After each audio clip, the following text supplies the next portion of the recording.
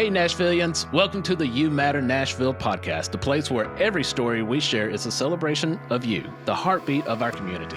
I'm Jason Hoover, delighted to be one half of your hosting duo. And I'm Mindy Hoover, joining you alongside Jason to bring you the stories of inspiring individuals and unsung heroes making a positive impact right here in our hometown. Every episode is about passions, dreams, and actions that stitch together the Middle Tennessee community. So if you're looking to get inspired by the good happening around us, or if you want to hear from the change makers who believe, just like us, that you matter, then hit that follow button on your favorite podcast platform. And if you are looking to make a move in the Middle Tennessee area, Mindy and I are real estate professionals and would be honored to serve you with excellence. Now, let's dive into another episode of You Matter Nashville. Welcome back to another episode of You Matter Nashville, where we sit down with individuals that are making a positive impact right here in our community. I'm Jason Hoover. And I'm Mindy Hoover, and today we have a remarkable guest, Menize, founder of Stronger Than My Father. This nonprofit focuses on empowering fatherless youth through mentorship, education, and faith-based support. Marcus's passion and firsthand experience have led him to create a program that's truly uplifts today's youth and breaks cycles of fatherlessness. Marcus, welcome to the show. We're so happy you're here. Pleasure. You did great with the intro. I'm going to have to steal that. That looked really good. Wow. I felt important after that. But welcome. Thank you so much. And thank you guys for having me on your podcast. Absolutely. We've been waiting on this. Excited to share with everybody about what you're doing with Stronger Than My Father. And so I tell you what, to get us started, would you share a little bit about how Stronger Than My Father began and what really inspired you to actually get it going? Yeah, I didn't know that when I was around 27, I didn't really know there was a big fatherhood crisis going on here in America. I grew up in a middle-class family, mom and dad still married to this day. And out the blue, my mom asked me to mentor my cousin, who was 3.5 years old, who recently lost his mother to a drug overdose. And the first question I asked her was, where's his father? You know, it's his responsibility to take care of his son, because that's what my dad had taught us, is to be responsible men. So from there, I started researching fatherhood. I took a lot of time because I have an undergrad in psychology, and I wanted to know why fathers were not in their children's lives like my father was in my life. So 10 years later, my oldest son at the time was 3, and I was taking him to bowling lessons, and he had a sweater that said "Strong Like Dad," and then God whispered in my ear, "Stronger Than My Father." So from there, a lady convinced me to do a nonprofit. And that's how it started. And from there, we started mentoring just young men who needed some assistance and guidance. And we've been doing that for 12 years, and we've added other components to our program. So I tell people all the time, it started from my mom asked me to mentor my cousin, and then my son had a sweater that said "Strong Like Dad." So that's how it all started. I love that. That's really neat. So when God whispered in your ear, he does that a lot, you know it? Yeah. And, you know, you listen to it. I mean, if you don't listen to it, you're in a world of hurt. But Yeah. So I'm interested to know about, you know, whenever, you know, you got it started to mentor, what was it that said, you know what, I need to help others outside of my family? I really felt bad for kids didn't have what I had. I have a great father who has loved me, trained me, disciplined me. I was blessed, and I just felt sorry. I have, you know, a compassionate heart, and I just felt sorry for kids who didn't have what I had. And so that what led me to teach, fuss at them, love them. And that's what led me to that. I can be, you know, selfish. Like I've seen so many people are, they just care about themselves and make sure I have enough money and this, but my mom, you know, has been a servant leader for years, and she said, that's in you. So my mom told me when I recorded her on my own podcast, she said, all your life you've helped people. So when she felt the need that somebody could mentor my cousin, she said, you was the obvious one because all your life you've helped people. She said, you was giving kids your lunch money so they could eat because you knew you had food at home to eat. I can't even remember that. So my mom says, always been in you to help people. And I remember when I was struggling in college And a school counselor asked me, "What do you want to do?" And all I said was, "Is that I just want to help people." And then she encouraged me to take psychology. So, for my mom says right, because like I said, I love helping people, and I don't know why I love blessing people. If I have a few extra dollars, I give to people, even on the streets. I don't care what they do with it, but that's just a part of my heart. Because a lot of times I want to live like my father, very private, just to himself. But when God has a call on your life, you can't run from it, and you can't deviate from it. You just have to live in it, trust Him, and go through the battles, and then next you know, you'll see the happiness on the other side of it. Amen. That's right. And mama knows. I just, Yeah. we watch you guys like Yeah. you don't believe, like hawks. Wow. We know Yeah. these things, but we also see what's inside you. So I love that she spoke that into you and Yeah. got that going in your head. I remember my mom told me there's a couple of professions I wanted to do, which were in the helping field. And she just looked at me and says, "You wear your heart on your sleeve. You can't do that. You Mm-hmm. can't do that." And I'm really glad I listened to my mom, because I was like, "Oh, how dare she tell me I can't do something?" But she Mm-hmm. knew what was inside me. She knew what was going to be good for me. And I ended up going to teaching and loved it. Loved working with the kids, Mm-hmm. and the kids that were in one parent homes, mom or dads. It was a different set of attention I had to give. I had to differentiate who I was as a teacher to them. And because you have to be more to Mm-hmm. them than to the other kids. So I love that you're stepping in this role, going into these schools and being that extra that those kids need and Mm-hmm. giving them that fatherly support. It's incredible. I like this really touches my heart just reading what you guys all do as a community. Yeah, I think the biggest thing is that I didn't realize that once we started in school in September, how these young men would gravitate to me. I thought there would be a lot of pushback. I went there to West End on Tuesday, and first thing I told them, like, look, we're gonna change some of the rules. I'm gonna be a little bit more strict. And I said, any of you guys don't want to stay, you can go.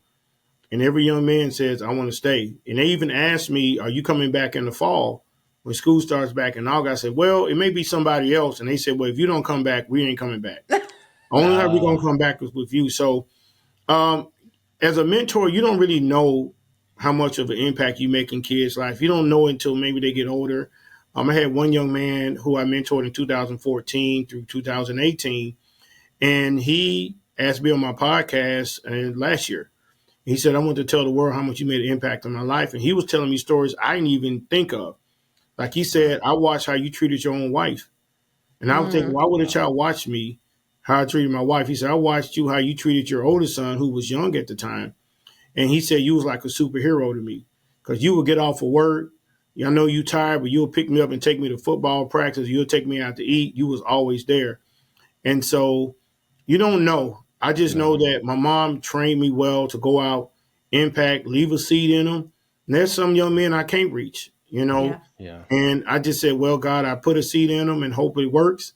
And then I moved to the next kid. So 22 years of doing this work, 12 as an organization. So some days I ask myself, why am I keep doing this? But I really like seeing young men have a shot. So when I go to some of the boys' basketball games or football games, and when they see me on the sideline, they feel good because they don't have their own father there. That's So right. they feel better because you see some of these young men who dads show up to the game, but it's very painful when you get off the field or playing basketball and all you run to is your mom, and you see these kids running to mom and dad. So it Yeah. is a feeling. So that's why I fill in Yeah. the gaps, and I'm really blessed to have a wife who allows me to do these things that I enjoy doing and filling that gap because she experienced going through without having a father. So she knows the pain of a child not having a dad in the home. So she understands. That's why I'm doing this podcast with y'all. She picking up the kids. So she said, I let you do what you're doing. So this is why That's I awesome. feel like I'm on this earth for, and I'll do it until God says it's time's up. So you shared about the parents being at the game. So growing up, I was very involved in sports all the way through Mm-hmm. high school, and you know, kids, we look in the stands. We look to see if our family is there, and Mm-hmm. especially our mom and dad. And even my father, he did everything for his family. He would do everything, nearly without question. But Mm-hmm. I would remember he would be, he worked and he would travel, but he would try to be at every single game that he could be at.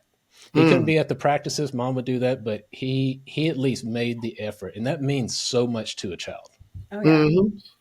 Yeah. So It's true. You don't know what, it's tough, man, when kids don't have that. And I've had kids tell yeah, me that and say, I appreciate you showing up to my game. So yeah, it's tough. It's tough. it is tough, and it takes a very special person to do that. And so I know why God whispered in your ear, because He knew there was a need, and Yeah. you were able to do it. Well, I'm trying my best, man. I'm trying my best. It's not an easy job, but it Yeah. definitely is a fulfilling one. Yeah. Now, on your website, which I love your website, by the way, Thank you. and those that are listening, I encourage you to go to strongerthanmyfather.org. And Hmm. on here, you have some statistics here Yeah. that I'm looking at. Hmm. So it says, we are helping to change the narrative and break the cycle. Young people who participate in mentorship programs rewrite the story. Hmm. And then it breaks it down, 55% more likely to go to college, Yeah. 46% less likely to use illegal drugs, Hmm. and then 59% more likely to improve their grades. Just by having that Incredible. father figure in their Hmm. life, this is showing that it impacts their life enough that it will completely change it. Yeah. I think just having somebody like when I'm a mentor, I've helped kids go off to college. Is that I'm very strict. Like we have a plan, and I call it a playbook. So we write down everything we're gonna do, and we're not gonna deviate from his playbook. And with that playbook, it's gonna tell you, okay, if you don't want to go to college, all right, what are you passionate about? Let's find somebody in the field that you're passionate about, so we can find out what it takes to get to that next level. And I tell you, hey, if you do anything outside what I'm telling you, you're not. It's gonna be tough on you. So no drugs, no alcohol, your appearance, all those things I tell a kid in my program. And I said, if you listen, you're gonna make it. So I said, just like a dad, like my dad told me a long time, you listen to me, Mark, you're gonna make it. So that's why, statistics, that you see on there are true. And that's why mentorship is so important. Real genuine mentorship, not just go get a slice of pizza and then say, all right, see you next week. But be able to Yeah. talk to you, pour into you, teach you. That's what mentorship is about. And that's what we've been doing since 2012 is, we pour into you. So I have other guys that help me, but most people see me because we just, we're soliciting funds to hire a next mentor coordinator. So people don't Okay. have to see my face all the time. But it's going to be hard for me not to do what I've been doing for Yeah. over 20 years. But that's why you see those statistics like that. And I know you see the statistics of those, going into poverty, going to do drugs, suicide, dropout, all those things have some factor of not having a father in the home. So the inspiration behind the name was Mm-hmm. due to a shirt.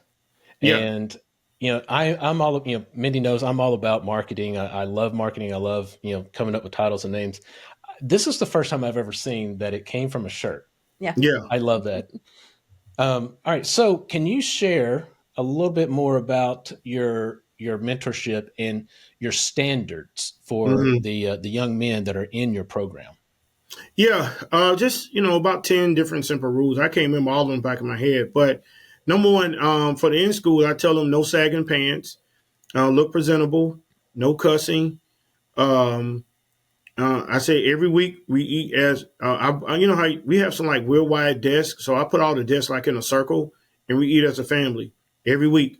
We talk Hmm. about what how our week is going, what issues you're going to. I said one of my rules is we encourage each brother. We all a family, and I said if you break any of those rules, then I'm gonna kick you out and I Mm, ain't letting you back. So I'm just really that's my standard. yeah. So also I tell them your appearance mean everything. So I say you better not come here with no house shoes on. You better look presentable. House So shoes on. because there's some kids do that. I mean, you wouldn't imagine Oh, I see kids what coming comes to out of the school. high school. Yeah, yeah. So we was taught the standard by my dad. My dad says every time you come out the house, look presentable. Mm-hmm. Every time you Yeah. come out the house, look. Even if you go into the grocery store, my wife's like, "Why are you dressing up? You going to the grocery store?" My dad said, "Always look presentable because you never know who you're going to meet." And because I'm interacting here in Antioch, people see me all the time at Publix, Mr. Mark, but why I'm coming in just looking shabby? You just don't. So I want to teach these young men, and even my biweekly weekend mentor sessions. They know first thing I tell them, don't come in no Crocs on. I said, because that tells me that you got up and you're lazy. Now, that's Mm. me, Mm. but I I say like you it. got, I like it. I'm not a you crock got to have person, tennis so shoes I on. love that. So when they come in with some Crocs on, I tell their mom, you take them back home. They ain't ready. They ain't ready to work today. And now we have But like this here, Jason asked me the standard. That's my standard. So I love that's it. it's just an awesome. option. If you don't want to do it, don't come Yeah. to the program. Right. You have your standard. And now we have this extra layer of like being presentable on social media, because Yeah, now we have colleges that are going and looking up your personal social media to see if they want you in their college. yeah, And yeah, all these kids don't even, so it's like a whole other set of etiquette and how do you present yourself, you know? Right. yeah. Well, we do that in our classes. So when we do our sessions, we talk about social media. We talk about appearance. I talk about when I come to your school to visit you, you better look presentable. So, because we Yeah. do school visits, I do school visits. Just pop in on the kid in class and scare them. But I will tell you, those young kids, the kids in the room when I walk in, they always ask, "Who dad is that? Is that your dad?" Is that So your I dad? realize that kids know that you're supposed to have a father. Yeah. There's a father that's supposed to be present somewhere in your life. So we got kids in our program that parents are deceased. I got one young man in second grade. Both parents are gone Oh, due to my. drugs. Um, so when we do a session and he's hugging me, saying thank you for spending time with me. So because that could be another young man that you guys see on television in 10 Yeah. years, robbing, stealing. So you don't have to do that. You have an opportunity to come to a program that's going to give you the skills, what it takes. And if you need some therapy for mental health issues and stuff like that, we provide that. So that's the areas where why the standard is the standard. And that's what I continue to build. And I give kids option in my program. If you don't want to do it, don't come. Mm. Don't come. I don't make nobody come to my program. So, but when you go out here and you start messing up, you acting up, I don't come through for you. But if you come to the program and you have a slip or a fall, Mr. Mark is going to be there.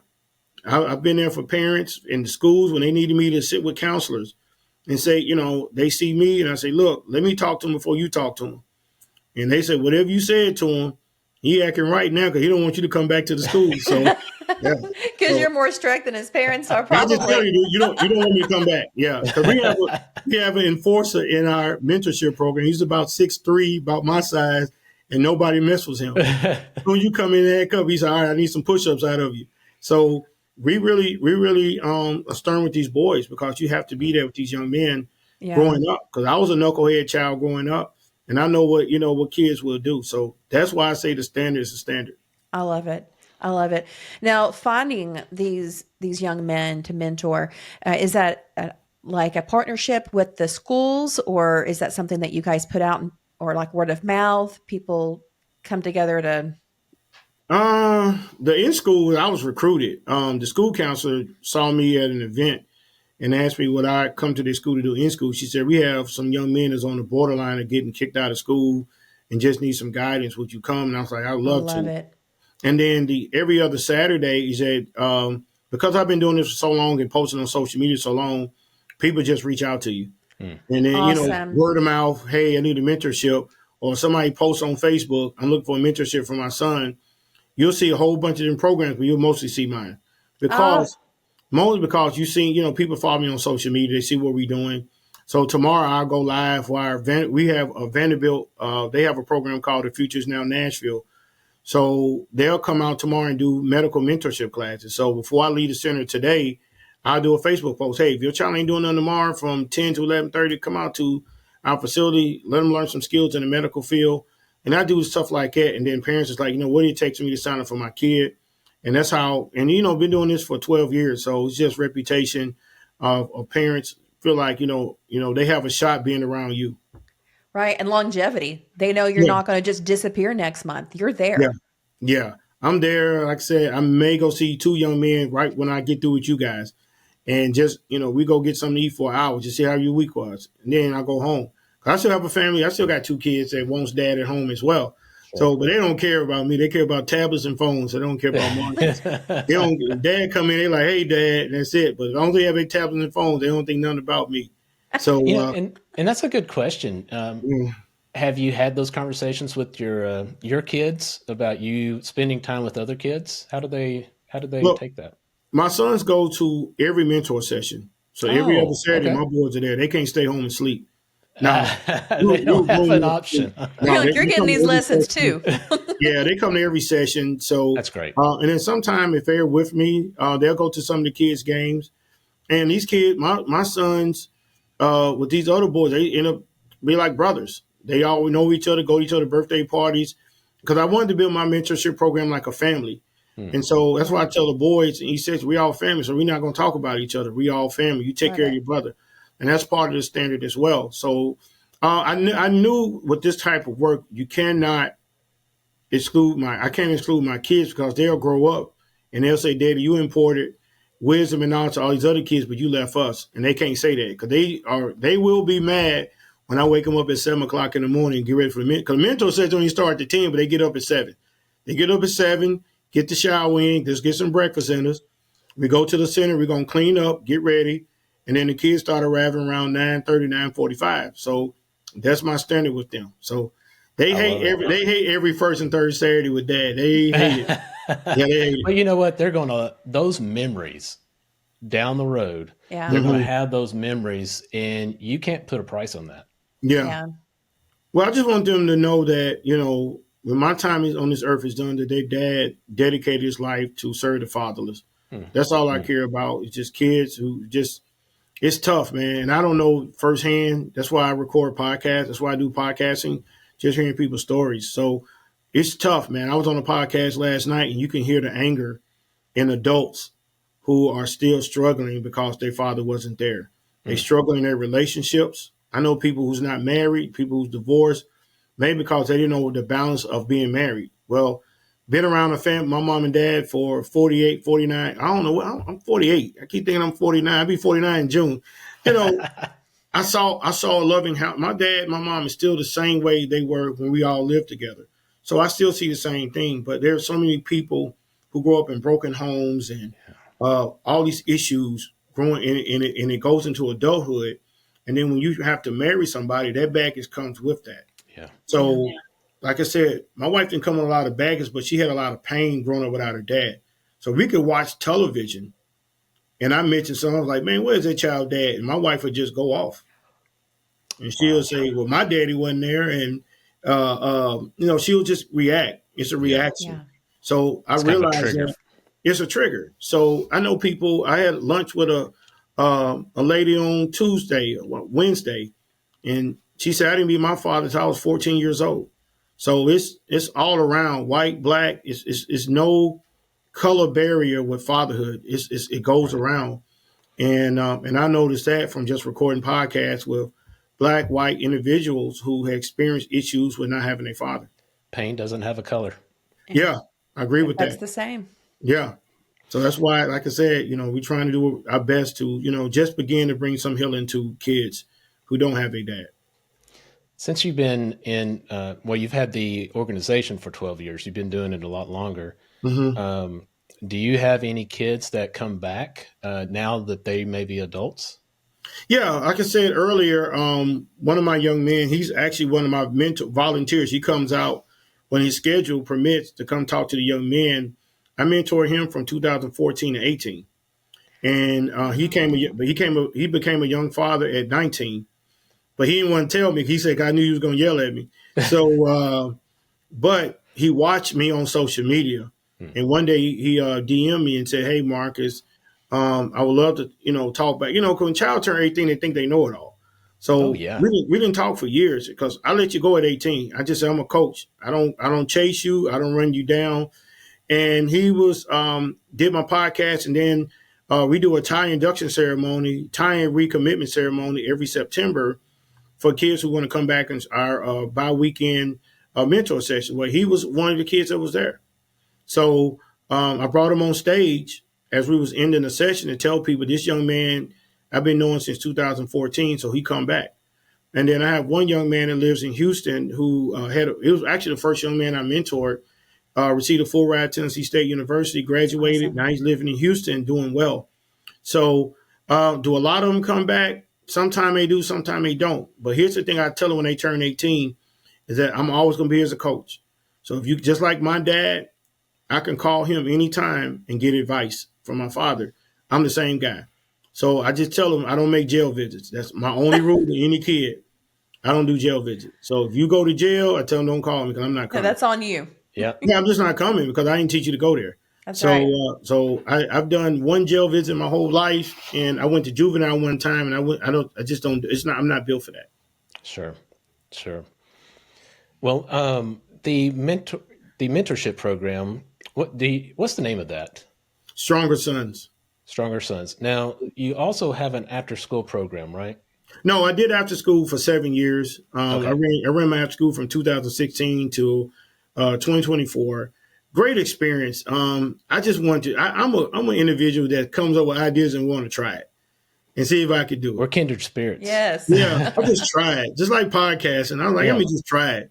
And I had a great time. I met a lot of great people. I have kids I see in the grocery store that's grown now. I had a kid in a drive-thru who works in a fast food restaurant. He said, Mr. Marcus, and I don't know who he is, but he remembered my face. Wow. And so that school was great, man. We did pre-K through fifth grade. I miss it. Miss not hearing the kids in our facility, which we're looking to expand to youth and entrepreneurship. Because I feel like that's a greater reach, helping those middle school kids and early high school kids discover their passion and dream. So, but it was great doing after school. God really blessed, man. We had 125 before COVID. Then we averaged around 75 kids. It was great popping up here. Once I had a director to run the after school, and I walk in here and the kids run up and want to give you a hug. Happy to see you. So I miss it. I miss not hearing the kids, but this next phase is going to be great as we go into youth, helping our youth in the area of entrepreneurship and career building. So you're going to be helping them with entrepreneurship. Yeah. Yeah, You want to- entrepreneurship. Yeah. I want to see, we have multiple rooms here in our facility. And where are you located? We're located at 2783 Smith Springs Road. So I tell everybody, if you can get to Percy Priest Lake, you can get to us. So we have a great relationship with Smith Springs Church of Christ. They allow us to use that community center. I've been over here for 8 years. Awesome. It's home to me. I'm actually in a conference room doing this interview now. So this is home to me. And they have number of classroom space that we want to put different career opportunities in. We're looking to partner with a teacher that provides number of entrepreneurship in the area of embroidery and graphic design. So there are kids who can draw, they want to design their own clothes. Well, you need somebody who's going to teach you to get there. We want to have a room for photography. So kids who like to take pictures. We have a conventional kitchen there we're going to turn into culinary arts, where kids who like to cook. We're going to have a music room where kids who want to learn how to play instruments. So coding, it's a lot of different areas that, unfortunately, because Antioch is not a very, it's about middle class and poverty. It's about in the middle.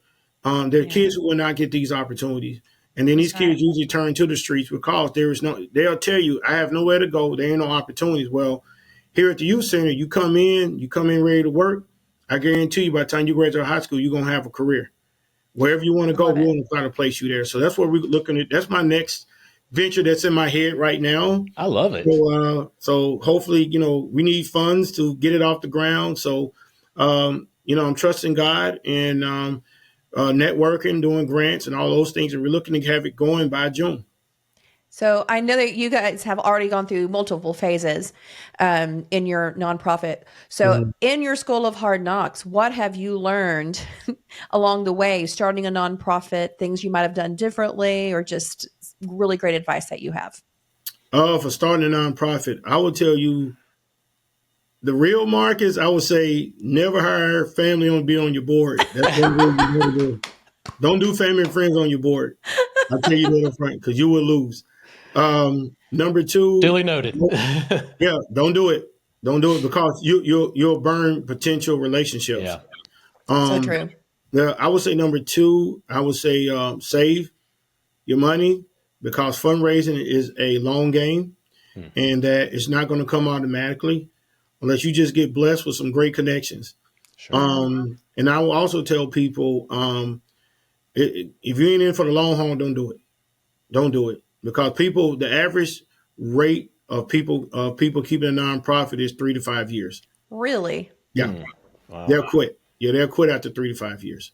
Yeah. Because if you're not getting money in, it's hard to fundraise. You're not building relationships. Then you're gonna be like, you know what? I'm gonna quit. I'm gonna just go get a 9 to 5, because And it's very hard. It's very hard to do this work. But my mom has built something in me to keep going. Times I wanted to quit. I'm not gonna lie to you guys on your podcast. Sometimes I really throw my hands up, funds not coming in, and for some reason I just can't let it go. yeah. So it's a part. It's like a part of me. But I will tell anybody nonprofit, connect with a mentor. Hmm. I had some good. great people to help me get started, and then when those people left, I started reading books. I read books. Part of my master's degree is in nonprofit, so I read a lot of books. And I think just developing a strong structure is one of the mistakes I probably made, because I would just go free. I would just go freelance. But my after school, I just read a book and started one. I didn't have no experience or nothing. I just started, learned through my errors. But if somebody had called me today and say, "Can you help me start an after school program?" I can tell you the do's and don'ts. That's amazing. I love that. So on the staying on this track of advice, Mm-hmm. what if somebody's interested in starting something similar, maybe not here locally, Mm-hmm. but elsewhere? What would you think, or what would you share as their first steps? I think in youth mentorship, you got to look at what's your competition. How many people around have doing the same thing you're doing? Okay. Because if they doing that, then you got multiple people giving to them. So you have to make yourself different. Just when me and you was talking, Jason, I'm doing my first annual Father's Day and Family 5K. Um, I try to make myself unique than other nonprofits. So when people ask me what's the difference between you and Big Brothers and Big Sisters, I say our boys meet every other Saturday, and they don't have to go chase. Parents don't have to chase them for a big. You don't have to chase them down for that. You come to the sessions, I have volunteers ready to import wisdom in you. So I want to do something different. So I would tell anybody nonprofit, look at your competition. What makes you different from the next nonprofit that you're doing the same work? So it's just like podcasts. And what makes your podcast different than everybody else? So your title is strong. You matter Nashville. So everything you have to do is how to make people think. So when people hear our name, Stronger Than My Father, what is that? I've never heard it. And then it's like, oh, that's a catchy name. It is. Right. Because I'm trying to bring awareness to fatherhood. Right. So people think it's a boring topic, but it's a true problem. But So it I tell incites people, interest. yes, because everybody is either grown up with or without a father.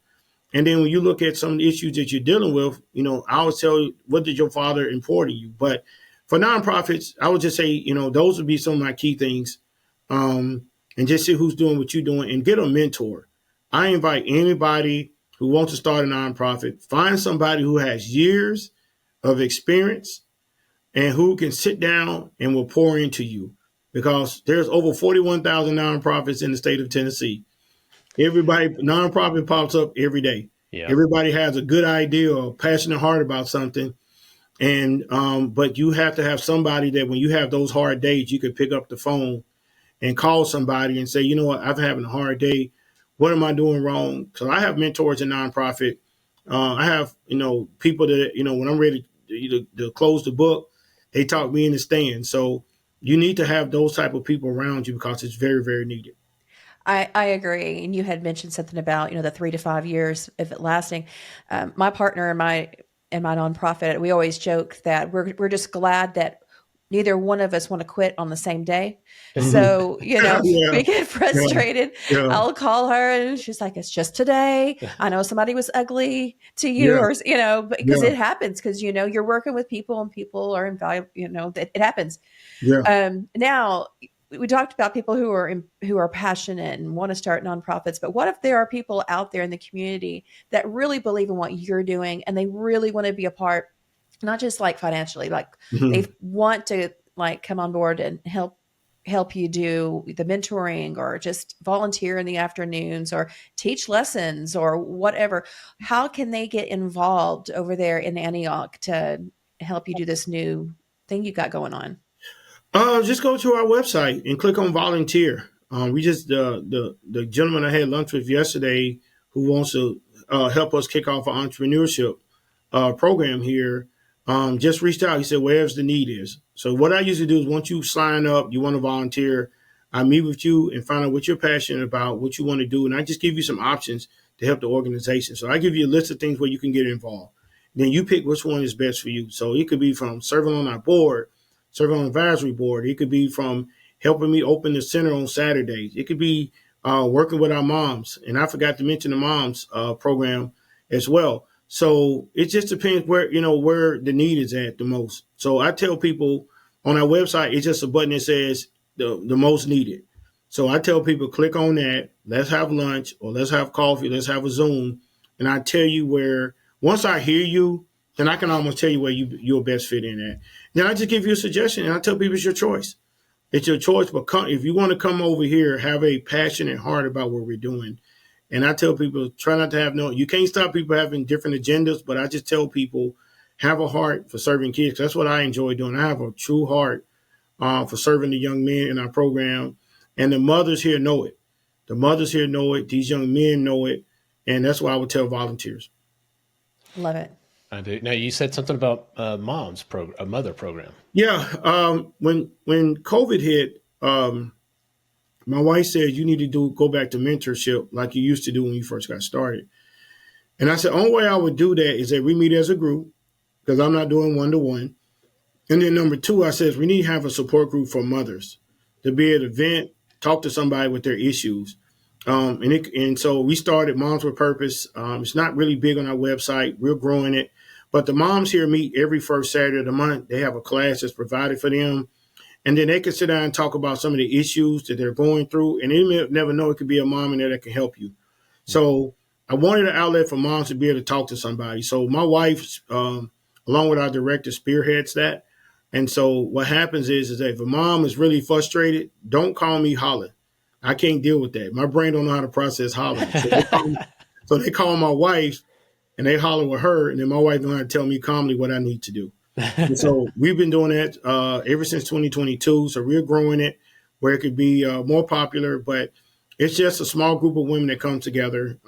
They just have different classes and they always end with prayer because I know just from hearing them, the pain that they're going through trying to raise a child by themselves. Because I can imagine, I just put myself in my wife's shoes. If she had to, cook dinner, do the child's homework, iron the clothes, make sure they have a bath. When do you have time for yourself? Right. Because by that time, it's almost 9 o'clock.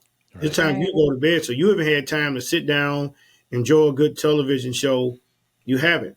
So by us having a 2-parent home, I know what days my wife want to watch her shows. So what I do is make sure dinner's ready. And then I use some of the skills that my father trained me. He said, if you come home first, you make sure dinner's ready.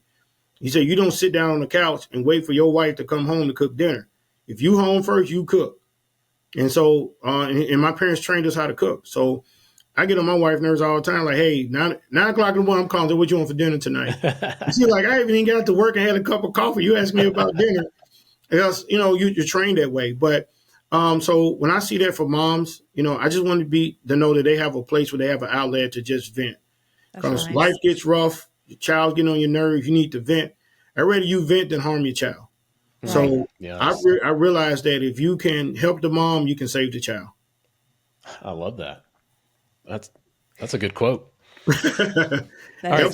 So you had mentioned you have some events, and I imagine they're fundraising events. Yeah. So do you have some that's already scheduled this year that you can share?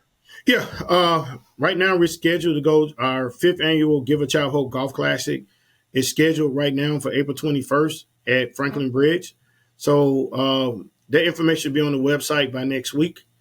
And then once we get confirmation from Metro Parks, either June 7th or June 14th, we're going to have our first annual Father's Day and Family Walk. So I will, have more information about that. So I just tell people to follow us on social media because as soon as we get the dates and everything locked in, we get the information out. Okay. But the Family and Fatherhood Day Walk is something that's on my heart where I want to see fathers walk in the middle with their children or spouse hand in hand. And it's showing you a united front that fathers need to lead and take care of the family. When the father leads, your family will have a better shot of being taken care of. And so I just want to highlight fathers and congratulate fathers and honor fathers and even pray with fathers on our walk. So if a father's really going through and he needs some help, he said, man, I'm trying to lead my family, but I'm struggling. Let's have prayer on the spot and pray that you can be the man that God needs you to be to lead your family. So when you can lead your family, man, your kids can do better in school. Your wife is a lot happier.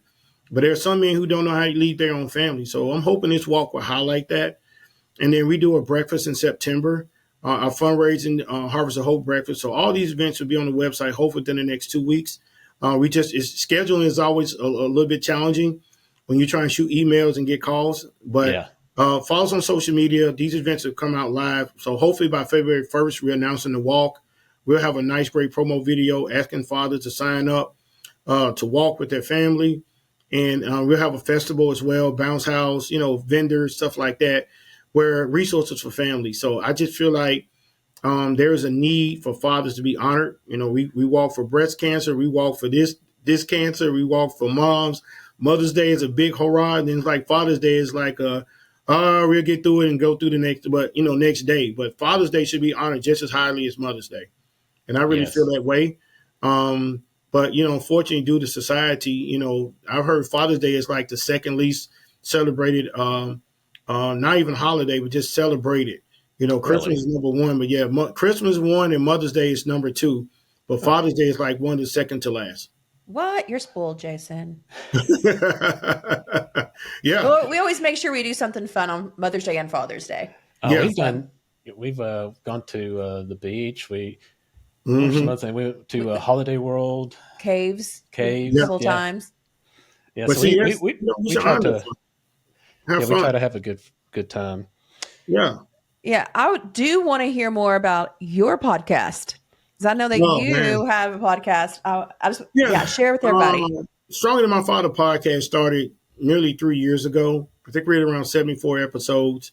Because Marcus didn't record all the time. Marcus took breaks.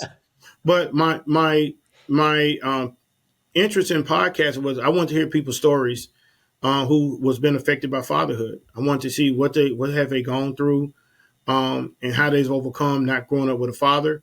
There's a few episodes where guys and females grew up with their father. So I asked them, what have you learned? What tools have you learned to help you in life? What did your father pour into you that you're still using today? So some episodes has made me and the guests cry. There's times where we have to pause where the stories are just too intense. Then we have to pause. We've had one clip that had over probably 2 to 3 million views. That never had a clip go viral except once, which is cool. Because then, your phone just has a ton of notifications and a whole bunch of comments. And I realized that through the comments on YouTube and the comments on social media that the topics hit home. So when I ask certain questions, I'm asking questions because I don't know. I didn't see domestic violence growing up. I didn't see that until I started watching television. And still then it bothered me because I was like, why would a man beat on a woman? Right. And then, or drunk, you're coming home drunk and stuff like that. So some of the stories on my podcast are very intense. I had one guest say, I went to my father's funeral just to be sure he was dead. And he said, if he wasn't dead, I was going to beat him up to be sure. I mean, you hear anger because most guests are reliving their stories. So, we try to bleep out some of the foul language because I want people to be their authentic self when they come on the show because they're reliving the issues and the struggles they've had and the pain, and they're trying to relive it out. I had one guest say he went to the nursing home to see his dad, and his dad had multiple strokes. So when he walked in the room, all he could do was just beat on the table and slob was coming out of his mouth. And I was like, cut it. I mean, because I'm trying to relive what he's seeing. Yeah. And he talked about seeing my father in that state, because he was a sharp dresser. And I asked him one day, I said, man, did your dad teach you how to dress like that? And he gave me the stone his face. And he says, man, my mom taught me how to dress. And I said, man, would you mind sharing your story on my podcast? And when we finished that podcast, he told me, you saved 10 years on my life because I've been holding that in. He said, I've been holding that in. And he said, for some reason, you know how to pull it out of people. So he says, I want to thank you for saving 10 years on my life because I've been holding on to this story. And now since I've let it out on your podcast, then people can hear my story and I can be relieved. So Sometimes it's therapeutic for me. It's therapeutic for other people as well. So that's the reason why I really push out. I push the podcast. So we have 4 great episodes. It's out. We're recording again next week. But it's all centered around fatherhood. So we do some in entrepreneurship. We do some in business. We do a Mother's Day series where I only interview mothers. And then I do a Father's Day series where I interview just fathers. We talk about what it takes to really raise a child, because we don't have all the answers as a father. We don't have all the answers, no. But we all can collaborate and talk about what it takes to raise a child from birth to 18. And I tell people fatherhood never ends. My dad is still a father to us now. And we grown and have our own family, but my dad is still there as a father. If I call him right now, he may answer the phone, he may not, but he's going to call me back. That's right. Yeah. My dad still has an old flip phone. He would not go to Androids and none of that. He still has an old school flip phone. So he has to hear it. But I remember us, he would never come on my podcast. I've asked him multiple times. I'm going to ask him this year because he do it in May for Father's Day. And that'll probably be on the podcast where I break down crying. Oh, because it's my dad. And but if you go to my Instagram page, that's Strong in My Father, at the first clip is me and my dad talking simultaneously. So he's talking, I'm talking about how my dad raised me, and he's talking about how his father raised him. So if anybody want to hear my dad, go to Strong in My Father Instagram page. That's the only piece of advice you're going to get from my father. And that's it. I was speaking at a conference. I was speaking at a fatherhood conference, and my mom and dad was there. And my dad loves how I teach and inspire and talk to people. And I said, Dad, at the end, do you have any words or advice for any fathers in here? And I said, Mom, if you got any words of wisdom for any moms in here. And they both talk. And my dad, he usually don't talk, but I know how to push his buttons to get him to talk. So that's what Strong in My Father podcast is about. I love doing it. I love recording. I love hearing the stories. Sometimes they're too emotional, and sometimes I need a break, because I'm telling you, I tell people don't take psychology in school, because psychology keeps your head going all the time. And but you live these stories, you hear them, and sometimes they don't go away from you. So, but that's why I did the podcast, because I want to show the world that, everybody here is doing, you see a lot of different issues going on in the world, and a lot of these nonprofits are built because dads weren't at home. Yeah. Dad's not at home. There's a lot of truth in that. Yeah. When you have the hunger problems with kids going to school hungry, what father wants his child to go to school hungry? Right. What father wants his child to go to school hungry? But if a man has never been father, how would he know? My kids don't go to school hungry, and they have a pantry at home like it's like a vacuum to them. They just open their mouth and the food goes in their mouth. But that's how my kids are. If they hear this podcast, okay. My wife would go off on them. She was like, you didn't talk about our kids like that, but man, you open that pantry door and it's like a vacuum come on. Hey, especially when they hit those teenage years, I mean, you just feel like you're just packing that thing every day, and it just disappears. When they get home around 4 days, what happened? Yeah. It's like the Cookie Monster. Yeah. Our son's like the Cookie Monster. And the funny thing, I'm saying that, and that just dawned on me, he just finished off a pellet or a bucket of cookie dough. He came in there and sat down with the whole bucket. I said, that's for baking. And we have a rule. You don't sit down with a bucket of anything. You put it in a bowl and you have your portion. And here you come last. He said, it's near the end. I said, there's like that much left. That's not at the end. Yeah. In his head, it was at the end. That's like my oldest son with ice cream. He's the same way with ice cream. He gets the whole ice cream paint. He want to eat every bit of it up and forget it. But I think just when I'm sitting down and I'm seeing my kids eat and they smiling, I said, me and my wife are doing our job. We're doing our job. And I tell anybody, even spouses, man, marriage is not easy. I tell people that, but that father has to lead the house. You have to lead the house. Even when my dad gave me some great sound advice to be a husband, told me, when you get home in that garage, if you had a bad day, you leave it in the garage. You change your face and you smile before you walk in that house. So that's what my kids do sometimes. Yeah. But I don't want my kids, I'm not going to let my bad day rub off on my kids. It's not their fault that I had a bad day. It's not their fault. So my kids meet me in the garage all the time. Dad's here. And that's what my dad trained me. He gave me so many different tips. And if I ever could sit down and write a book, I'll put it in there. But just the tips he taught me has really helped me as a father, as a husband. My kids don't have to, I'm a big guy. My kids don't have to run and say, Dad's going to hurt us. Ain't none of that stuff. Yeah. When I come home, we chasing each other, we wrestling, and then next you know they on tablets and phone watching TV. And So ignoring you as they should. yeah, well, my oldest want to be like me. My oldest son, who's 16, he want to be like dad. Um, I mean, I can see it. His 16-year-old self is the old 16-year version of me. Like he's like, hey, dad, can I wear some of your shoes? We almost have the same size foot. Or mommy, can I dress like dad today? You understand that your child needs you that much. When he's saying stuff like that, my I love child it. needs you that much. So what if I abandon him? Hmm. What will happen to him? Will he be angry, mad? Will he take it out on another woman Mm, because of me? So, as a dad, you got to make great decisions. Try to avoid some of the major consequences because it's tough being a dad. yeah. It's tough being Yeah. a dad, but if you don't lead your family, this is why you see a whole bunch of problems on TV. Domestic violence is at its high. All these things if a man has never been really fathered by his own father, man, I really feel bad, and it's a lot of issues. So Hmm. that's why Stronger Than My Father exists, and I'm gonna live my life fussing about fatherhood until God says it's time to go home. This conversation reminds me of my father. He passed away Christmas Eve a year ago in Mm, 2023, and it was a quick. He was healthy. He was all the way up until he got sick. It was with COVID mm-hmm, pneumonia. He was healthy, 83-year-old, and he was always my hero. mm-hmm, And I have the best memories. I spent, oh good grief, probably 5+ years. And Mindy knows this, that I spent so much time because I was always worried because he had a quad bypass 20 years prior. mm, He wasn't supposed to live for, they gave him a max of 10 years. mm-hmm, And Borrowed time, we said, you know. yeah, it was. mm-hmm, I looked at it, I called it God's bonus 10 years. mm-hmm, Because he gave us 10 more years with him. And he was a man that everybody loved. mm-hmm, He was, I, I try to say this correctly without getting too choked up here. I always looked up to him because of how much he loved people. mm-hmm, And so many times I would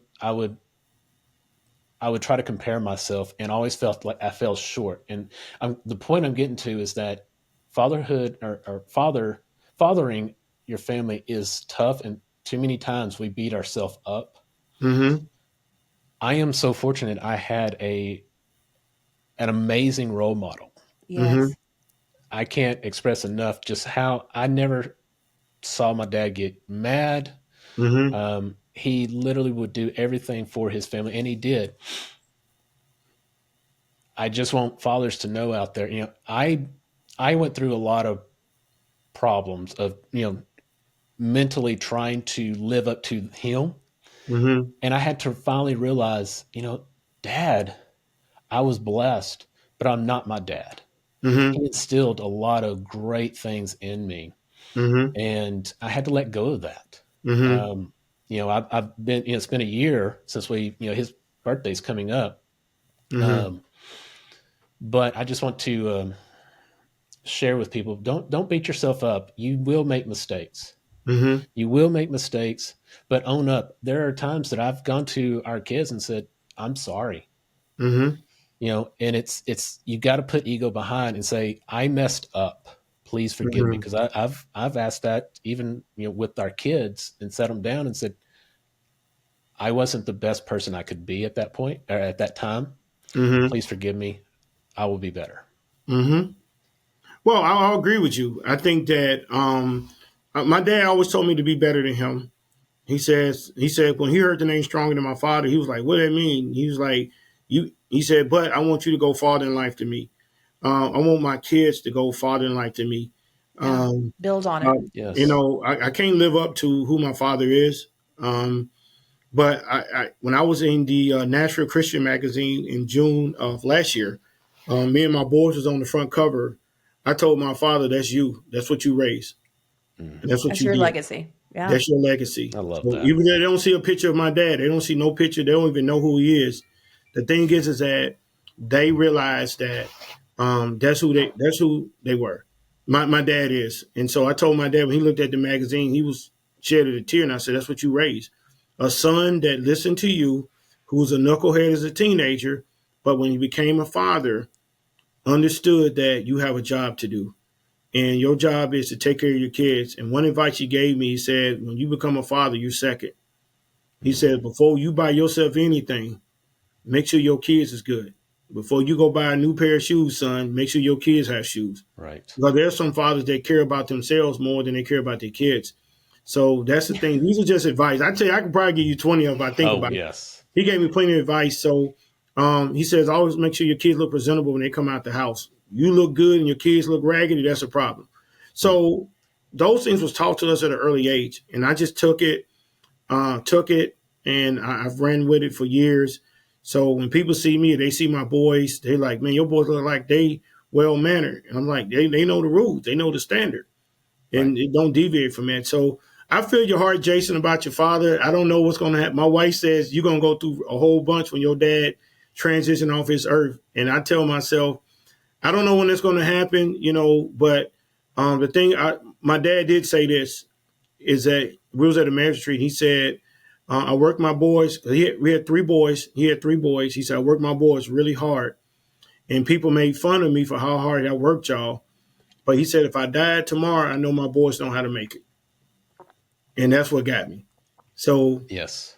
that's what a father's supposed to do, is that when he transitioned off this earth, he knows I left something in my kids that my kids know that they can make it on this earth because I did my job. So that's why I look at fatherhood. That's why I look at my life, is that I'm doing my job to be sure my kids are good. Amen.